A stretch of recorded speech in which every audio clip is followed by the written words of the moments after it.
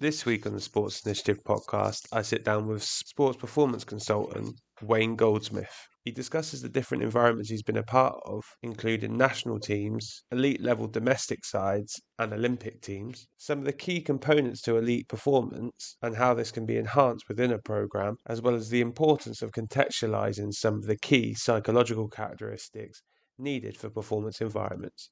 As always, if you enjoy this podcast, please make sure you share it with friends and family. I hope you enjoy.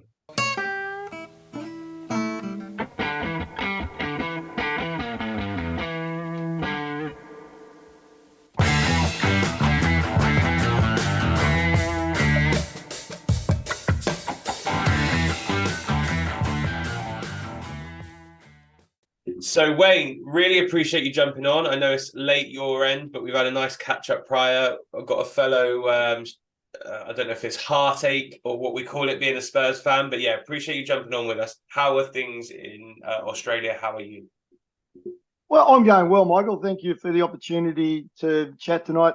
Yeah, look, being a Spurs fan since the day I was born, my grandfather and grandmother were Londoners. They went back to England for a short period of time in the 1960s, and the only gift they brought me back was a Spurs shirt. And more or less, I was told to wear it and never take it off by my grandma. And it just caught on from there. And I didn't realise the hardship and pain that one little gift would present to me. However, this year, with an Australian manager, I've rekindled my passion for the Spurs, and I've just bought two shirts. They arrived today, and I put one on straight away and wore it around. Of course, my Liverpool-loving son, Hayden, he just hated it. He booed and hissed and threw things at me. But that's all part of football. It's the joy that you get between fans of rival teams having a bit of fun together. No, for sure. And I'm not sure if it's a gift or a curse, but what I will say is never dull, which is always pleasing. For people that maybe don't know you, haven't come across your work, do you want to give everyone a bit of an overview, I guess, of who you are and what you do from a day-to-day, week-to-week basis?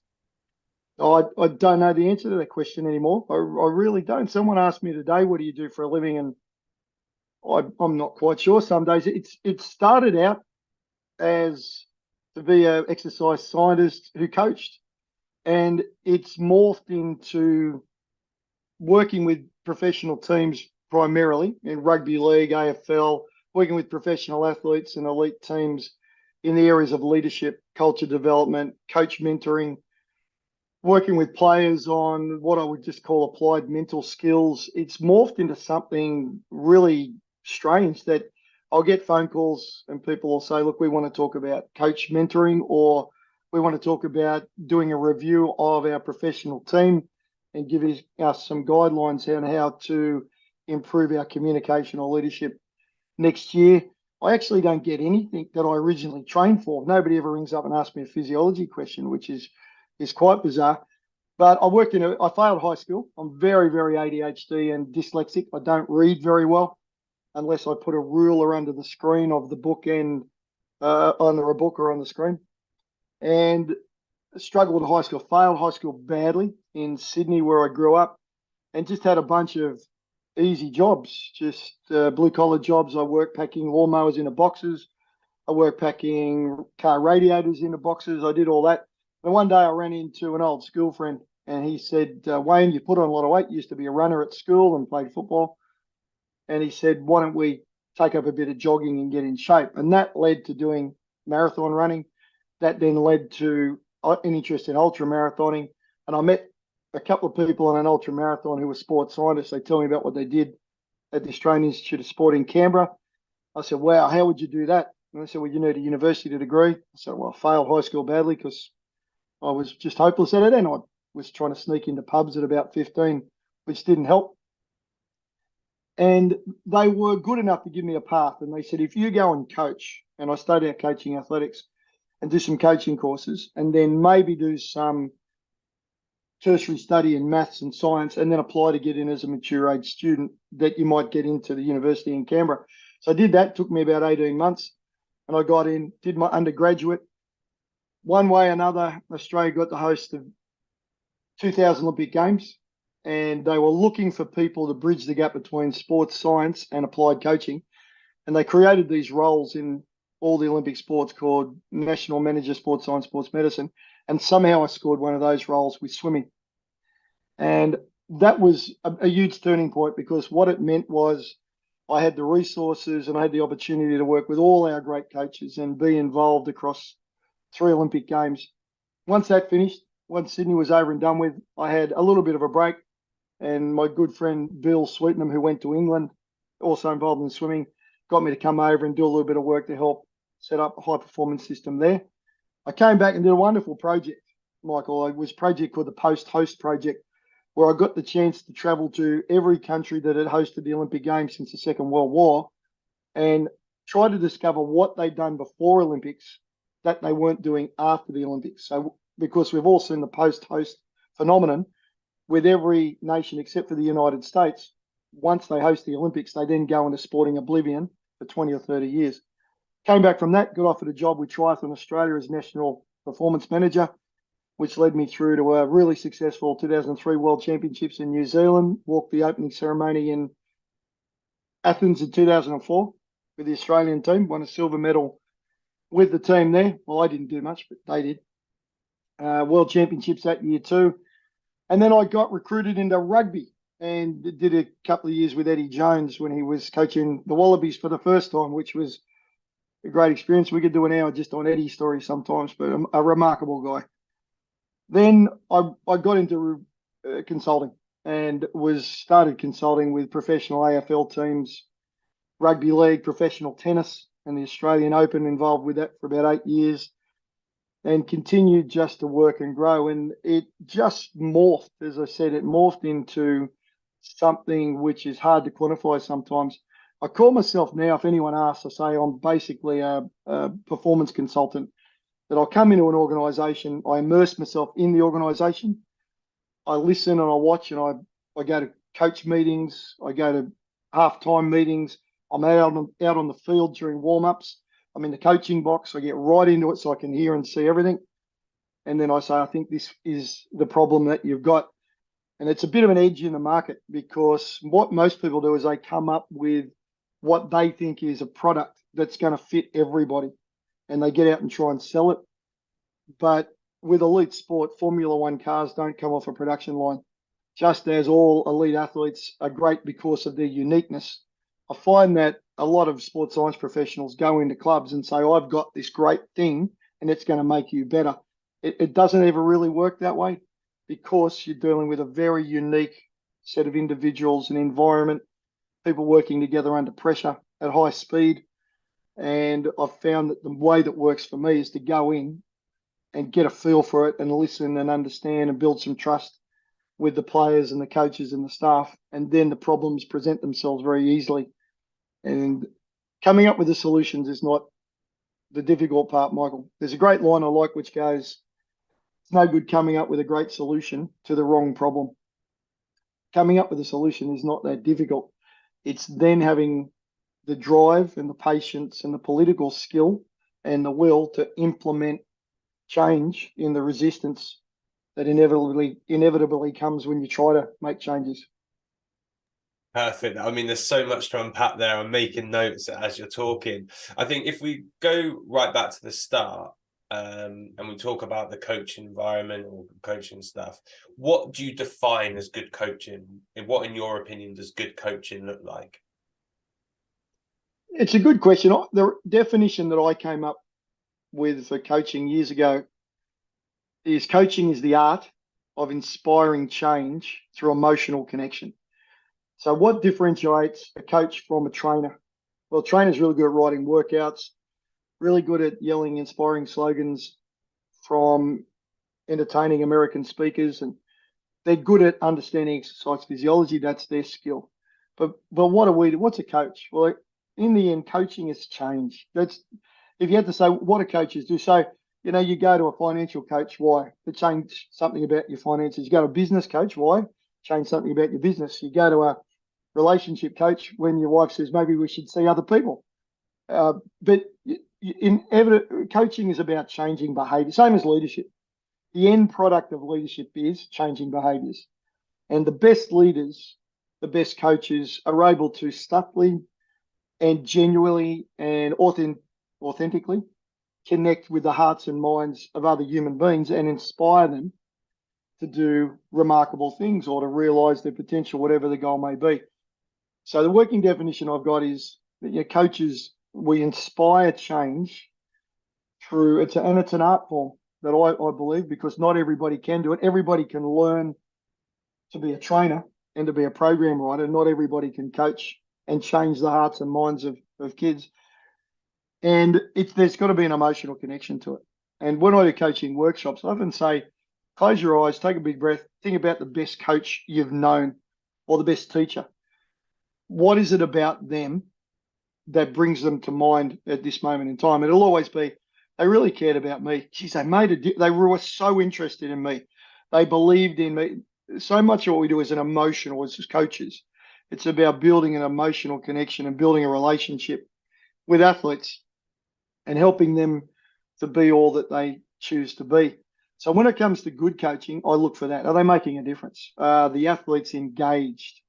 Definition of engagement that I use is someone's engaged when they give you more than could reasonably be expected. So if I go to a training session and the coach says, I want to do 10, and the athletes do 10, the coach says, I want you to be there at 9 a.m. and they're all there at 9, I'm looking for a coach who's inspired the athletes to get there 15 minutes early, work on their own skills because they want to and they love being in that environment. Or the coach says 10, I'm looking for the athletes who choose to do 11 because they want to be there and they want to take responsibility and ownership for being the best they can be because the coach has inspired them to do that.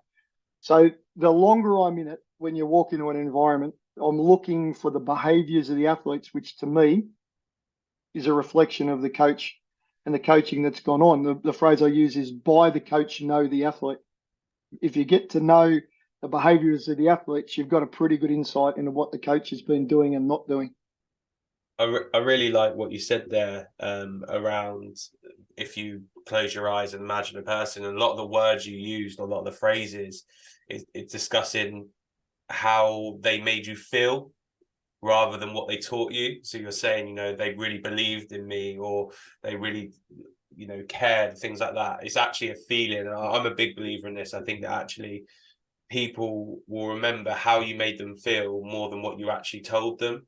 And there's, I guess, an argument to be saying if that's a good or bad thing. But in my opinion, I think if you've managed to have that connection with individuals, it probably shows you're able to impart some knowledge on them along the way. But actually what you've done is probably given them empowerment, curiosity, all those skills to want to be in an environment and want to develop and want to improve, which I think is a necessity in terms of good coaching ultimately. Absolutely. So when we're looking at it from developing those skills, because obviously they're soft skills, they're things that are particularly challenging to, I guess, have a clipboard and say, right, yeah, you're capable of this, you're not capable of that, or you acted really well with this player, or you didn't. How do people learn and develop those skills? How can practitioners, I guess, be really present and active and trying to develop them to make themselves better coaches in that space? Yeah, a lot of it comes down to ripping down the way that we've trained and developed coaches since the 1980s. And without boring the listeners, historically in the 1970s, there wasn't a lot of coach education outside of probably Eastern Europe. 1980s, Canada initially, and then places like Australia, and then England and New Zealand and other parts of the world said, this coaching is a pretty good thing. What we need is a coach education system to take coaches from relatively unskilled to being successful at elite level. And the model that they chose to use was a system largely based on sports science. So what we did in the early days, we certainly said, right, level one coach, beginner football coach, they're going to come in and do exercise physiology, biomechanics, skill acquisition, periodization, sports psychology.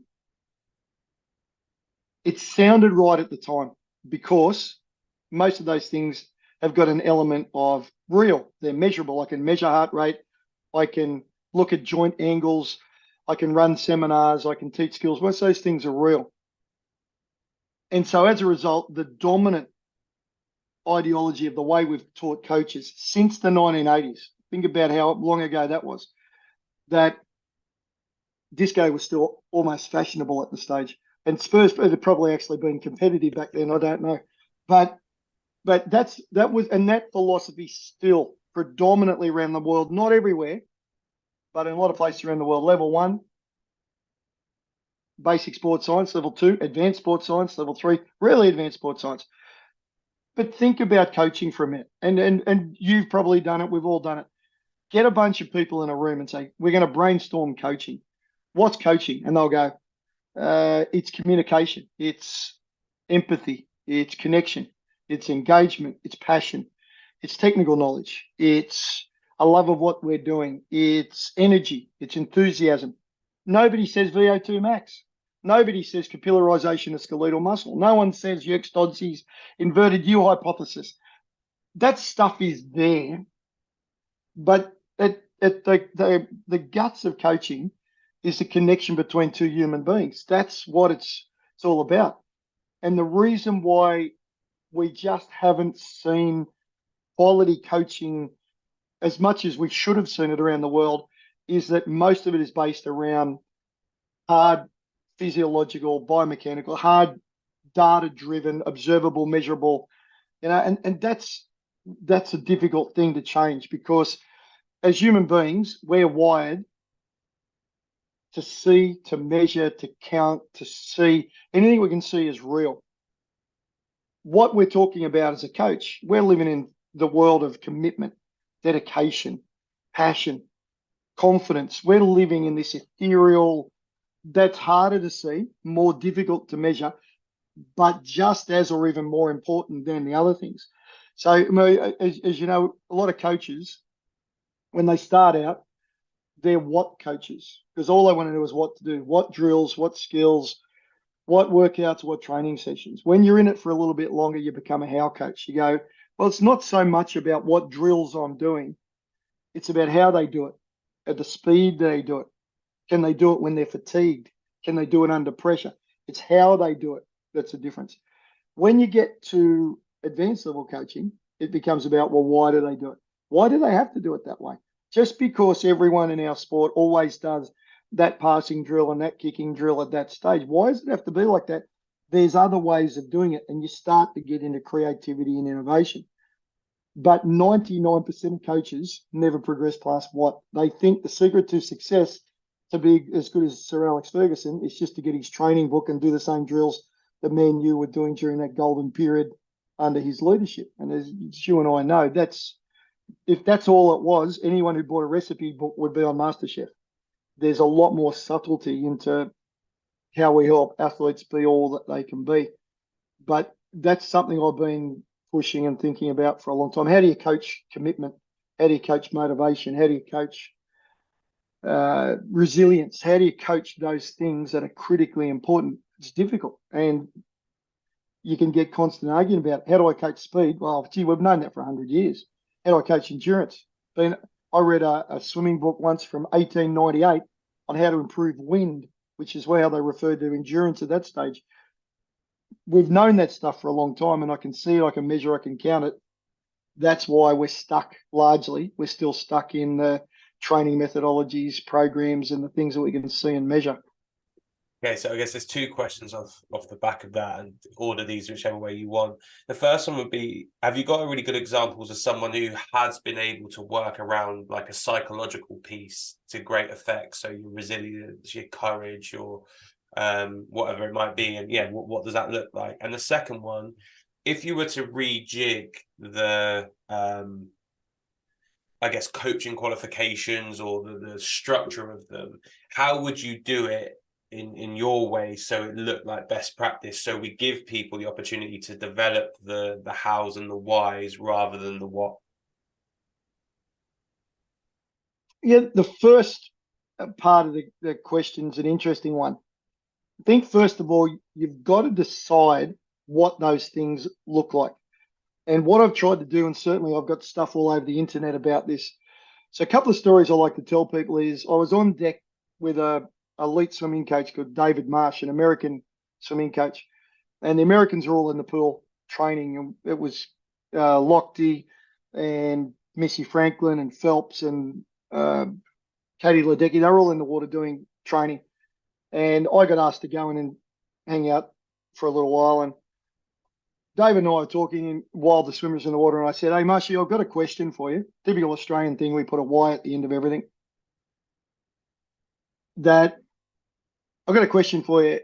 What's the number one characteristic of a successful athlete? And he said, commitment. And I said, I agree with you. Why is it commitment?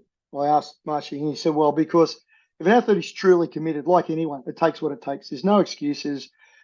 Whether you have a good day, a bad day, it's raining, doesn't matter. You get up and you go because you're committed to being successful. And I said, well, I agree with you. The problem we've got, David, is I can measure how fast this kid is. I can measure the stroke mechanics.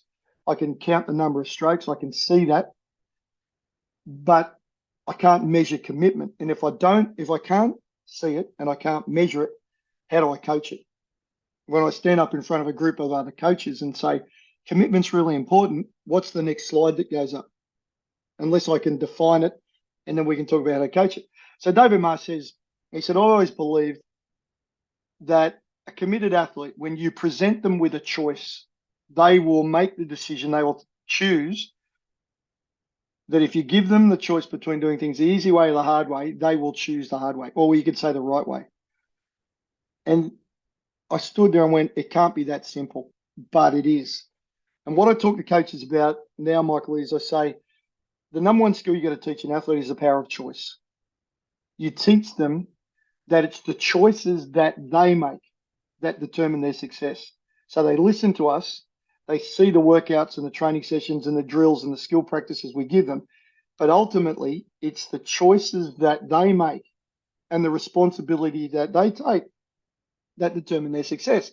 So, I mean, I know when I visited 2019, I went to Old Trafford and I got a free ticket. Everybody knows everybody in this business. And I sat next to one of Sir Alex's recruiters, a Scottish guy, and we were talking about some of the great players that had come through Manchester United during that period. And I asked him questions about Ronaldo coming through the first time and so on. The pattern was the same as I hear with great AFL teams, with the All Blacks when I've gone over and been working in New Zealand. The pattern is exactly the same, that they choose to do more than is expected, that they choose to do extra, that they choose to get there early, that they choose to put more effort and more intensity in it. It's a choice game. So what I talk to coaches now is I talk to them, so in this case, I tell them the commitment story. I talk about the easy way, hard way, or the easy way, right way model of commitment. And then I say, your art as a coach now, if you believe that that's what commitment is, and I think it's a long way towards a great definition, what you need to do now is, one, teach them the difference between the easy way and the right way, and then show them how to make the decision and choose to do things that way all the time, because it's a cumulative effect of making the choice to do things the right way that makes all the difference. And so you run into little gems like that, which is a combination of an outstanding coach getting amazing results with a multiple Olympic gold medal winner, in that case, a guy called Ryan Lochte, who says, this is what it is to me. And I look at it and go, that's the simplicity of that is so beautiful. I can now coach that in my coach education programs. I can teach that to other coaches. Yeah, and what I like about that is the simplicity side that you just discussed there. And actually, if we were to flip, I guess, coach education on its head and say, actually, we're going to focus on the mental skills that we think are probably more valuable when you get to the top end, because all these mental skills allows them to then develop their athletic side. I guess it's the easiness of the definition is what you're looking for, right? So the resilience side, what does that actually look like in your context? So for a swimmer, what is resilience compared to a rugby league player, compared to a soccer player? And it's maybe coaches coming up with a definition that can be easily explained and then delivered to their players so they understand resilience in this context means this for us as a group or you as an individual. Yeah, absolutely. I wrote this. I did a tweet about this the other day, that you're exactly right. And I've been in my past life, I was the head of sports science, sports medicine, and research for Swimming Australia, Triathlon Australia, and rugby, Australian rugby. So I'm comfortable around sports science. So when I talk about sports science, I'm not anti-sports science in any stretch. I think at the right time in the right place with committed elite athletes, it's the defining difference quite often in terms of success. But we're not talking about that. We're talking about coaches developing young athletes and so on. And one of the things I encourage coaches to is when they say something like resilience is a good one you raise, mental toughness, what are they talking about? Is mental toughness getting up and hitting someone aggressively? Well, no, it's not really. But what's mental toughness to you as a coach? Because if you know what you believe it is, then you can coach it. I often say to coaches, if you can't coach it, don't say it. Like, don't stand up in front of a bunch of players and say, you're all mentally weak. You're not mentally tough enough. Well, if you can't coach them to be more mentally tough, don't say it. It's like saying to a goalkeeper, you can't get goals, but I'm going to show you how to move your feet, how to move to the ball, how to move, whatever it is. If you can't coach it, don't say it. If you can't say you stand up in front of a group of players, you're all lazy and you're not committed enough. Well, if you can't coach commitment, don't say it, because they're looking for you to then show them guidance and leadership to help fix that. So I was working with a professional football team here, an AFL team, and one of the coaches came up to me and said, Wayne, how do we get these blokes mentally tough? And I said, what do you think? What's mentally tough? And he said, well, a mentally tough bloke can take a knock, so can get a bit of rough play and still do his job. So that was his definition. Now, what traditionally happens in that environment, Michael, is people say, well, let's go to the research and let's see what's the definition of mental toughness and resilience, who's done the research on, which is usually on non-elite players. Let's have a look at all that and then come back with a solution. The coach wasn't asking that. He was saying, this is a problem that I've got. I need a solution to this problem in this context. So we got the coaches together and we said, let's talk about mental toughness in the context of our team right here, right now. What is it? It's the ability that our players can do their job for the team, the job they've trained to do, no matter what happens to them. Well, what does that look like? So the coaches themselves, not me, the coaches came up with the 5 situations would be when a player gets a knock, when they make a mistake, when they miss an opportunity, when they get fatigued, and when they get a bad decision from an official. Because they're the 5 times when players mentally go, oh, and they're carrying it. And quite often that leads to more errors. So the coaches came up with those 5 different situations where they wanted to see the player continue to do their job for the team. So all we started doing was trapping those moments on our analysis software and showing the players what they did, what their behavior was after one of those things happened, which gives us an opportunity to open the discussion and take them through how to fix it.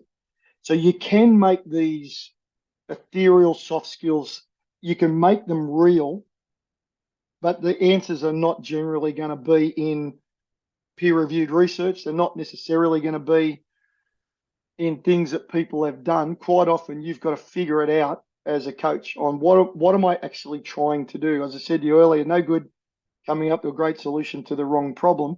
If a coach is saying they've got issues with resilience and you hand them a research paper on how mental toughness had been evaluated in Harvard University in the 1970s, you're not helping them because that's not what they asked. And I found that, and a lot of coaches know this, a lot of coaches intuitively, experientially, they've figured a lot of this stuff out. It's just helping them then to maybe show them how they can take that and use it effectively even in their training programs. I say to sports scientists, never make the mistake of walking in and telling a coach what to do. If the coach has been doing it for 20 years, they've got 2 PhDs in coaching because they've done hundreds and hundreds of hours of study, observation, feedback, analysis. They're lying in bed at night and instead of going to sleep, they're thinking about plays the next day. Never underestimate a really experienced coach and their level of knowledge. but go and work with them and you can make a hell of a difference. And just listen to you talk there, I think it's a really nice example of this. And we talk about Tottenham. Tottenham's mental toughness might be being under the pressure of actually winning a trophy. That might be what it is. Whereas for Man City, that isn't mentally tough. For them, it might be being hunted by every club in the Good UK call. Good and call. Europe. And actually, if you just go, oh, it's mental toughness, it's such a context-specific challenge that are going to be faced. How can we support them? Because they're two opposite ends of the spectrum, but ultimately they probably align to that generic topic.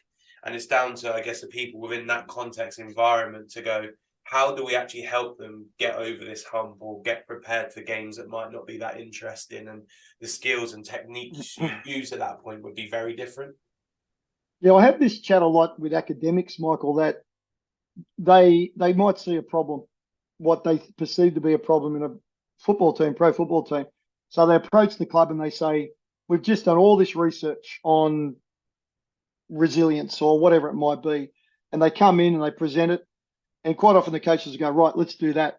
Now, there's multiple issues there that quite often the research isn't specific to that group of players. In the end, players listen to three people: each other, their partners, and the coach is going to select them or not select them. They don't generally listen to external experts, no matter what qualifications they've got. So a lot of football teams make mistakes of going for who's got the most qualifications, who's done the most research.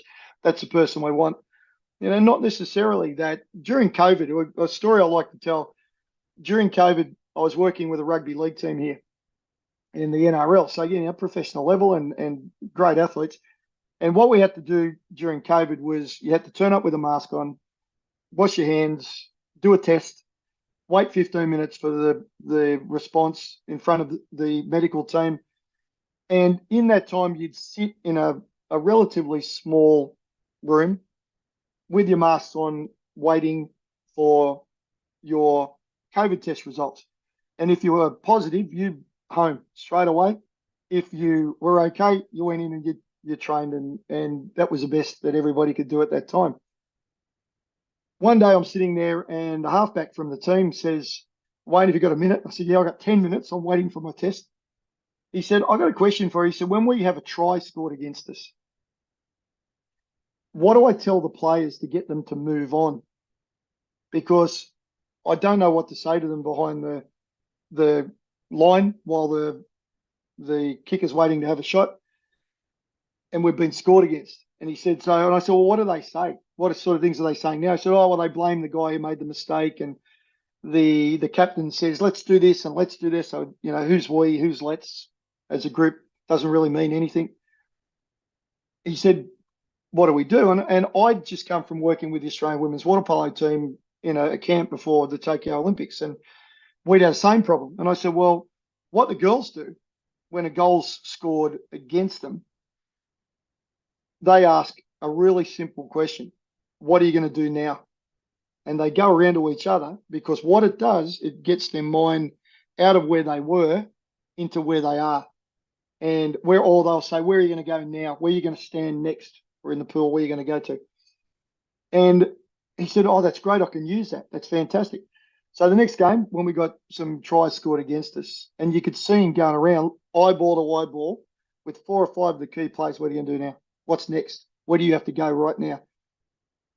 And it changed everything. It was so powerful. Didn't do a lecture, didn't do a workshop, didn't do PowerPoints.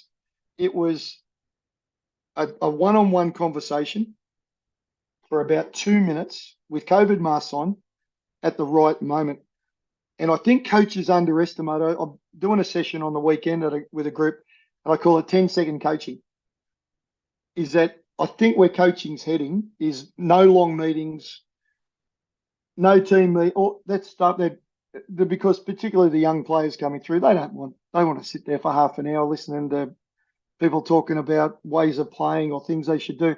Their whole world is on a phone for 10 seconds and sharing it to their mates while they're doing something else, while they're going on YouTube. They don't respond to long, dull, boring tedious information sessions. So I'm talking to coaches now about 10-second coaching. Those moments when you're walking past each other and you say, you got a second? I looked at the video last night. I think when you come off your left to duck in there, I think you've got an opportunity to put the ball in the middle to so-and-so. Oh, that's a good idea. I haven't thought about that, coach. What about we practice that later? Good idea. That's coaching. I think we're in 10-second coaching world now, but it's the cumulative effect of hundreds and hundreds of 10-second coaching opportunities over a season that makes the whole place hum. And what I'm certainly talking to coaches now more and more, that's where I think we're heading, and that's where we are really, is to change our mindset from about, rigid, orderly, data-driven, all that sort of stuff is there. But in terms of coaching, it's those wonderful moments and opportunities to connect with another human being and maybe change their life. As I was lucky enough to have a chance to talk to that young player with the COVID masks. So coaching's changed a lot, and I think we've all got to be aware of the different ways players want us to communicate with them. And I think there's an argument to be said. We talk about individualizing. That's actually a really nice way of individualizing for each player. If you have those 10-second bits, rather than it being a massive team meeting or separate team meetings, that is individualizing. If you have one of them, or a staff member of yours has one of them with someone throughout a day, you're giving them time and purpose and specific techniques. I think what this does allow us to do is quite a nice segue towards, I guess, the transition in coaching and players and what that looks like. So if I'm going to use a really easy example from my perspective, if you look at the England cricket team of late, who under Brendan McCullum have played this brand of cricket, and everyone seems really on board with the extravagance of it and the way they want to play.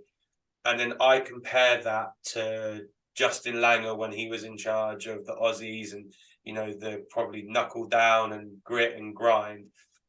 In my head, at least, they're kind of the polar opposites of one another in terms of the perception from media, perception from the outside, and whatnot. How, when both have success, or to certain levels of success, do you stop, I guess, people going too far down either path and actually get them to focus on what's right for their group at this moment in time? Because there's nothing wrong to say that the Langer approach might not be beneficial for your group, but equally the Brendan McCullum might. So how do you get people, rather than cottoning onto a fad of a way of playing, of assessing what is in front of them with their group that they're trying to work with? Yeah, there's some big cultural questions. The most common piece of consulting I do is to get invited in by a team to help them define or redefine their culture. And culture in everywhere. Culture is what you do. It's really simple. People get carried away about and wax lyrical about what our culture is and the emotion and our past and our history, but in the end, culture is what you do.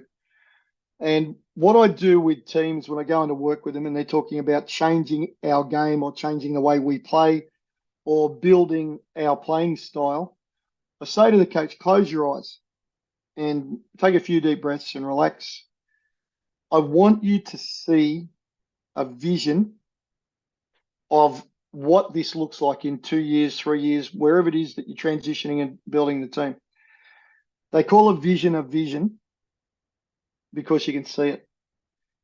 And the real art of a great coach is they walk in and see a group of players, they make some observations and they go, I can see this team in European Championships in 2027 playing a dynamic forward press, with white shirts on, of course, but a dynamic forward pressing game, and we'll be up against Barcelona FC. The clearer a coach or a manager has of their vision, then as a species, us all being storytellers, the art of a great manager is to then tell the story of the future with the same clarity and detail as they can tell the story of the past. And it's the coaches and managers who've got that ability not to just say, we're going to play an attacking game and we're going to have forward press and we're going to be really skillful. Well, it means nothing really. But if I say to you, guys, I want to share my vision. I go back to Steve Jobs. Steve Jobs did this wonderful, it's on YouTube. Steve Jobs did this wonderful thing when he talked initially about the iPhone. And he could have come out and he said, I've got a phone. It's bloody good. We've done a lot of research and we get $500 for it. That's all true. But he came out and he said, I see a day when people around the world are connected by this product. And I see a time when people who care about each other, where people who love each other around the world are united by this phone. Same message, but the emotion, the clarity, the mental pictures, the storytelling. You look at the Apple converts and zealots in the audience. You've just lost your Apple sponsorship, but you look at them. That's the art of a great leader. And so when I see coaches and managers have gone down that path, they've got to have a clear vision about what they're trying to achieve so they can then sell that. And by what we started out with, connect, engage, inspire them to see the same thing, the same clarity and detail. That's really the art of what we do. So when I see a team developing a playing style, the only way it really sticks is when the players in that team have bought into the vision that the coach and the players have developed together. And it's the strength of that vision. And we're in the belief game. We sell belief as coaches, belief in ourselves, belief in our way, our methods, belief in athletes believing in themselves. We're in the belief game. We're selling belief. If I stand up in front of a group of players and say, we're going to be dynamic and attacking, and where's the belief in that? It's me pounding them on the head, trying to force. You can't force belief. You can't make someone a Catholic. You can't make someone a Buddhist. You can't make them support Liverpool. You can't force belief. Belief comes from a relationship where trust begins, trust evolves, and then you go, man, I can see that vision.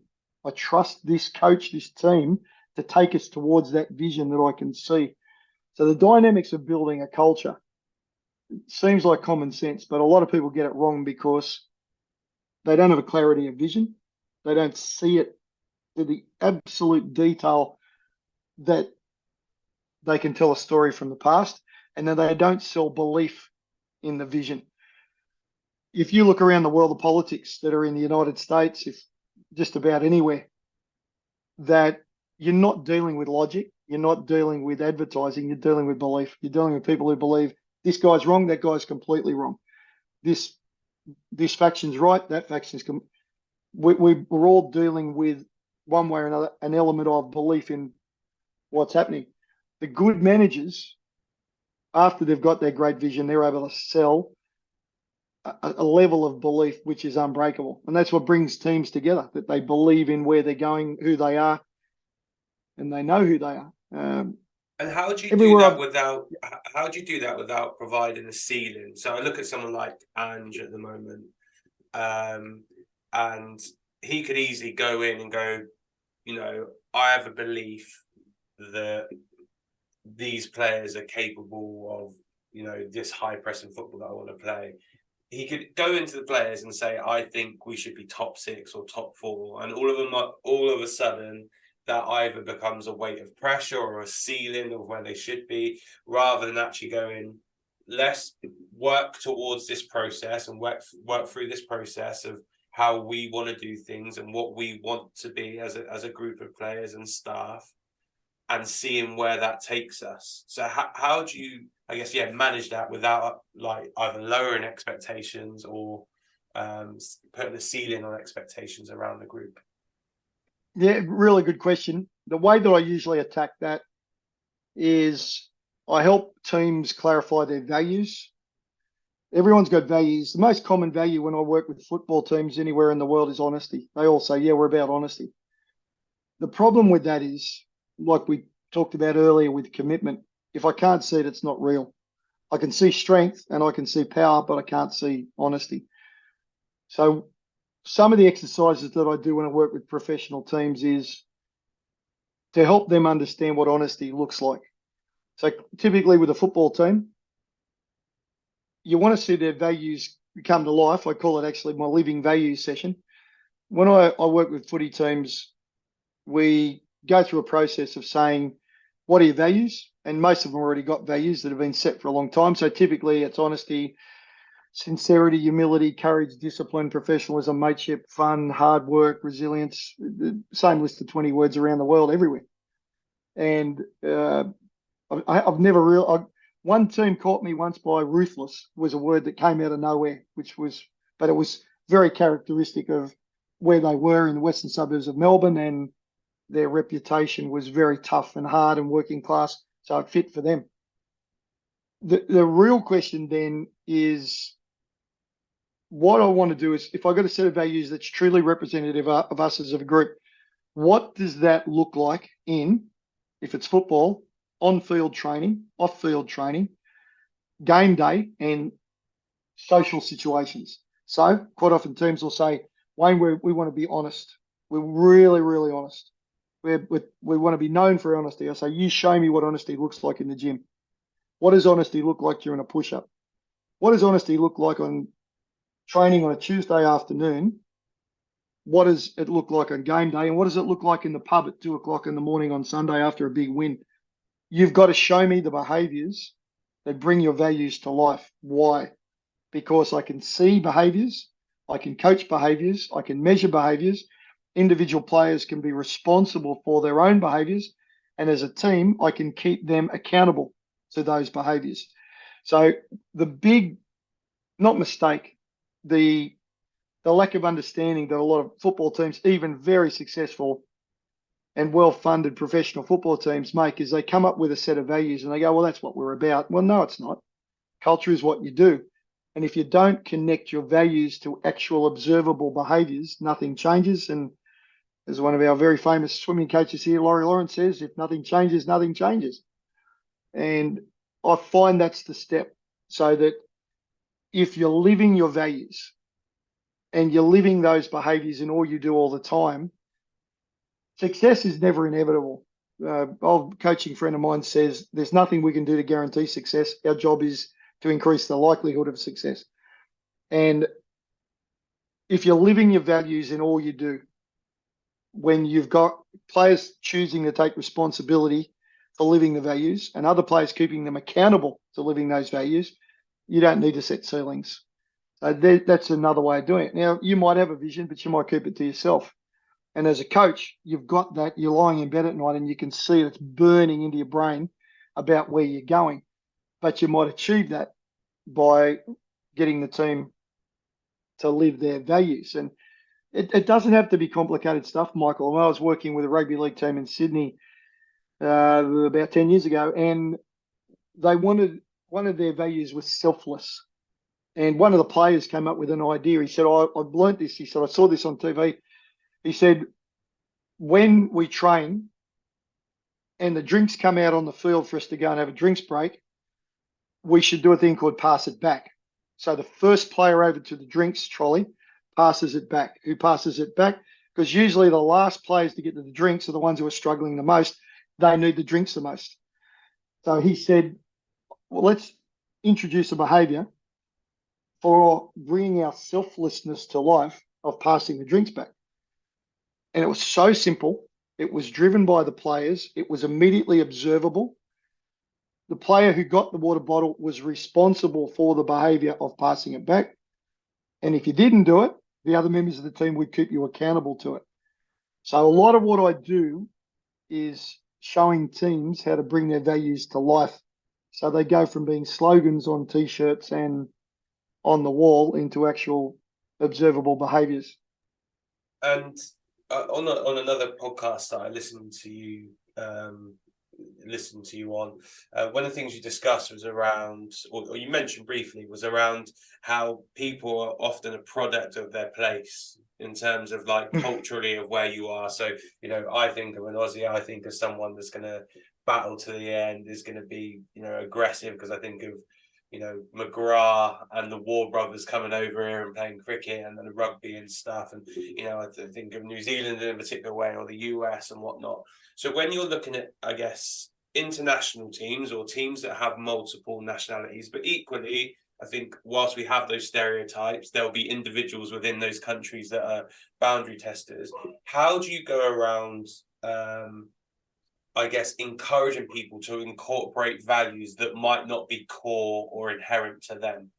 So it might be things that they don't feel like in their cultures overly important, or things that they've never really been placed emphasis on growing up. So, for me, if I've had that for 22 years as an individual in my culture, I would find that far more important than if I've just moved from Madagascar and I've come across to your culture and I've never found that important, but now all of a sudden I have to.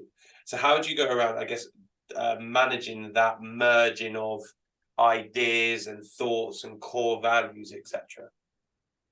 I think look, it's a wonderful question, and I've been lucky enough to work with a lot of different national teams.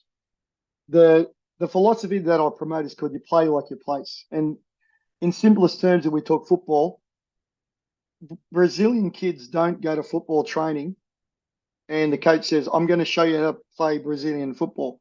They teach them how to pass and kick and defend. They do it the way they do because they're Brazilians, because their food, their culture, their language, their faith, everything about them is Brazilian. And there's an attitude and a belief and a way of doing things in everything they do 24. They're a football player 4 hours a week. They're a Brazilian 24/7. Same in Germany. I'm sure that you don't go to a training as a 10-year-old German player and say, we're going to show you how to train and play exactly like Germans. They show them how to play football. They play it their way because they're Germans. And so when I work with national teams or any teams, I say, you've got to spend a moment figuring out who you are first. It's like working with coaches and we ask them, why do you coach? That's our first question right at the start, because once they understand why they coach, their coaching philosophy grows from that. Once they understand their motivation, it grows. They've got a coaching philosophy. Once they understand why they're coaching, everything's pretty easy. And their path is relatively simple. Most coaches never go through the process of asking, why do I coach? But with teams, the common thing that I see, say, in the Canterbury Crusaders, who's a dominant Super Rugby team here, who continually, just from a very small province of New Zealand, are the best provincial rugby team I've ever seen. The dominant teams in AFL and Rugby League, in so many other codes. The things that I see in common is they know who they are. There's a great line when I got a chance to do some work with the Crusaders a couple of years ago, and one of the old Crusaders players, so in rugby, he said, we recruit Crusaders. We don't recruit players and turn them into Crusaders. And it was beautiful because he said, we know what it looks like to be a Crusader. We know what it means. We know what our values are. We know what makes us successful. And we go looking for Crusaders and we recruit them. We don't go looking for great players and assume we can turn them into Crusaders. And that sense of identity, of knowing who they are and what they stand for, is so important, because I find the majority of clubs don't. And there's a great line that says, if you stand for nothing, you'll fall for anything. Every time a new manager comes over, you go that way, you go that way, you go. The smart ones go, but who are we really? What do we stand for in 100 years of our history? What do we stand for? Who are we? What do we, and then we look for players who strengthen or sustain that culture, and then we work really hard.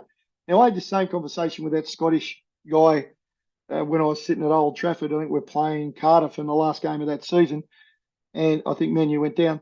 And we were talking about football, and I said, why were you guys so successful? And I'm sure that your listeners would know this 1,000 times better than me.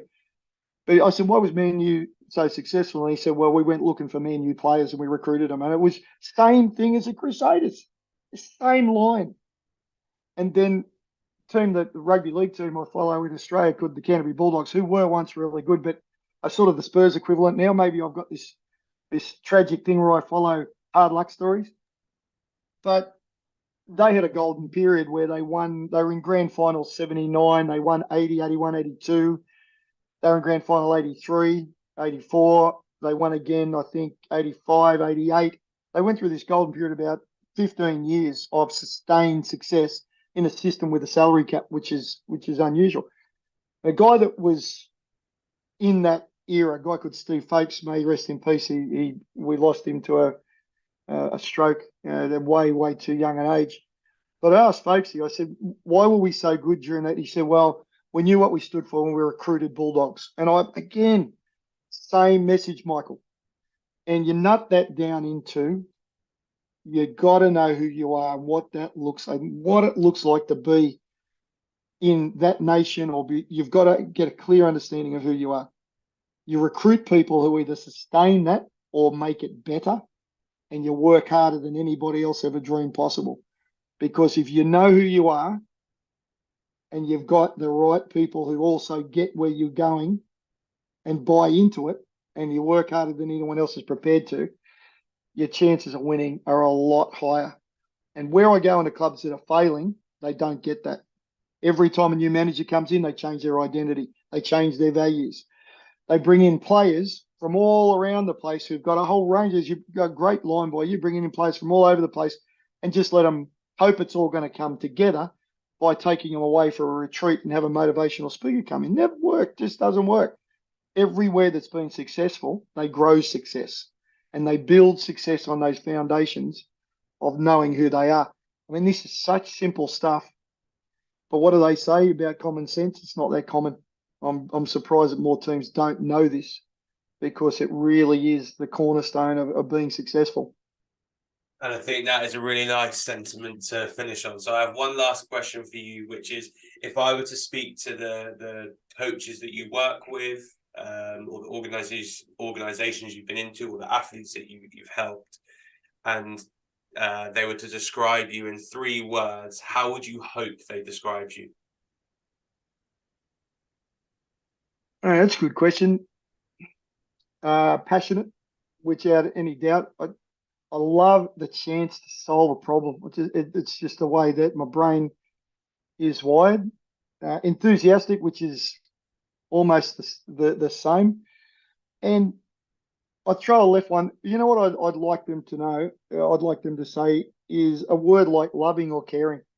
Because, in the end, when you're working with players, if you've got a relationship where you care about me and I really care about you, to the point where that fosters an environment of real trust. And I go, Michael, it's not good enough. You've got to do better. Instead of you going, well, screw you, Wayne. How dare you say that to me? If you know I care about you and we trust each other, you're going to go, man, he's saying that because he doesn't want me to fail. He wants me to be successful.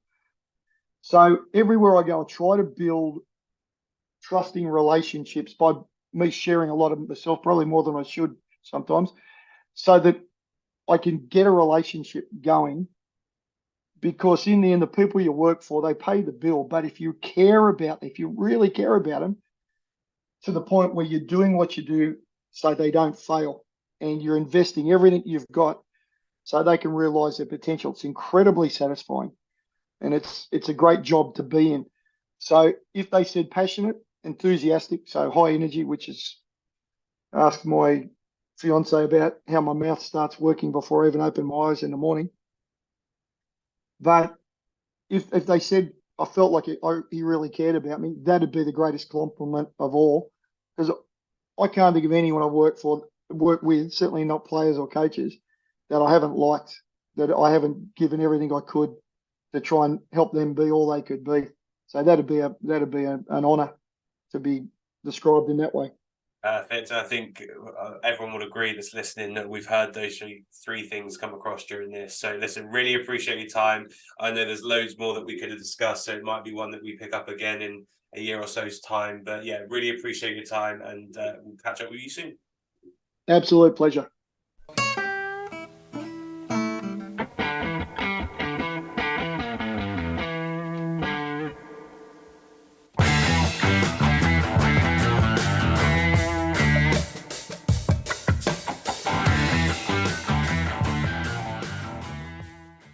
Thanks for listening to the Sports Initiative podcast with me, Michael Wright. Please remember to follow us on Twitter, Facebook and Instagram at the Sports Initiative Podcast, and share this podcast with friends and family.